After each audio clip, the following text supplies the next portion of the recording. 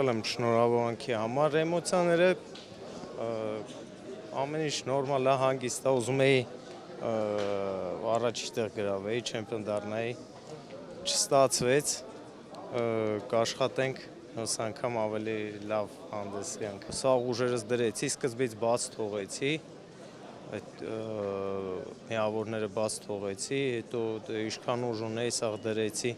հենց չեղավ, որ միտեղ խնայեմ ինձ կամ մի բան անեմ, ինչ կարողացա արեցի։ Փառք Աստծո կարողացա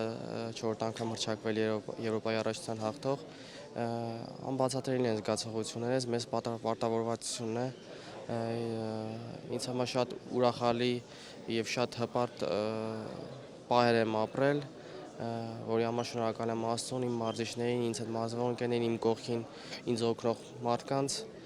շնորհակալ եմ նրանց,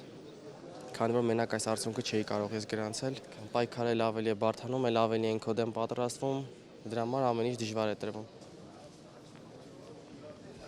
Դե սպասելիքները բնականաբար չարդարեցրեցին, ունեցանք 1 ոսկի, 1 արծաթե մեդալ, 2 բրոնզե մեդալների համար, ասենք, մեկը պարտվեցինք, մեկը վնասվածքի պատճառով Արթուրը չմասնակցեց, բայց այդտեղ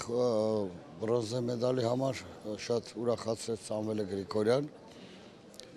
որը իրոք կարող էր հաղթել, ուղղակի վերջի պահին ինչ-որ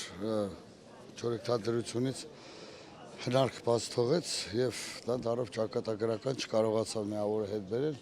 ընդհանուր թիմային հաշվարկով գրավել ենք 5-րդ տեղը, բավարարված չեմ այսպես ասել արդյունքներով։